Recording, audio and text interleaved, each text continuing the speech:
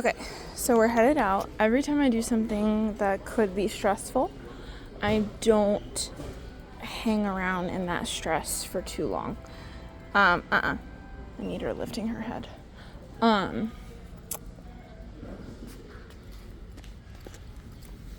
think it slid down. If it's right here, it's easier to lift her head than if it's down there. Because if it's down there, then it's just on her trachea and she's gonna cough. So I put it like above their trachea. You're okay, come on. They're also a lot more sensitive up there, which is why she was like, ooh. So you really need no leash pressure, or like no muscle. What was I saying? Employee asked to pet her, and I said no, because I also look at people's energy, right? He was like, oh my gosh, a puppy, and I'm instantly like, nope. Just because, okay, why can I not get through here? Just because that's a lot of energy that he's going to then put on her, and I don't want her to have to deal with that. Also, when he was talking to me, I mean, he was further away, probably from here to the yellow sign, so I don't even know if he was on her radar. But I said, no, thank you, she's really nervous. And he was like, well, can I try and see if she'll come up to me? And I said, no. I was like, no, she won't like it. I'm telling you right now, she's just not gonna really like that.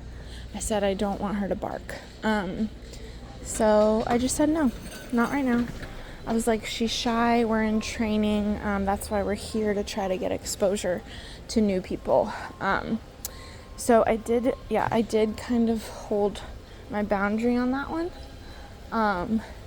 And she, because I think also part of helping her is showing that she can trust us, right? So when we had her the first time, good girl, and we were at that dog event, she would, like, a little girl walked up to us and she approached the little girl. So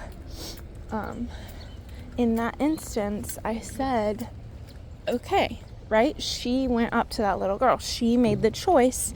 I'm going to go say hey to this person, or at the very least go sniff them. You can sniff. And since she made that choice, I said, cool. But then once she was done interacting with the little girl, she came and stood next to me. So there's some level of trust there. And once that happened, I stood in front of her to let the little girl know, like, all right, we're done. So if someone asks to pet her and she continues standing next to me and doesn't move towards them, then that is her saying, I don't want to. And in my opinion, I know you see the van, it is our job to uphold that trust and honor her decision, right? Come on. So that's why I'm like, well, she didn't move, so no, you can't say hey to her. So my answer very much changes depending on what the dog does. In this instance, you have to think she's already overwhelmed because of the environment that we're in. So she's already like, she's done. She's like, thank you, goodbye. She's already overwhelmed. I'm not going to make it worse by forcing her to interact with somebody when she doesn't want to. I know she's cute, but dogs out in public are not public property, right? You have no right to pet her just because she's here. And the problem is a lot of people don't respect that. So that's another reason I like having her walk so close to me, is because you really have to go through me to pet her.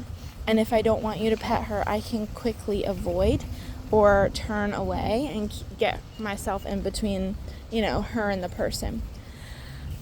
She's a lot calmer body language now.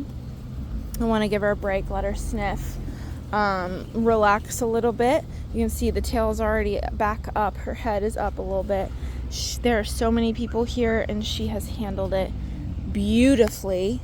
I am so proud of her. The messiest thing was her wanting to sniff.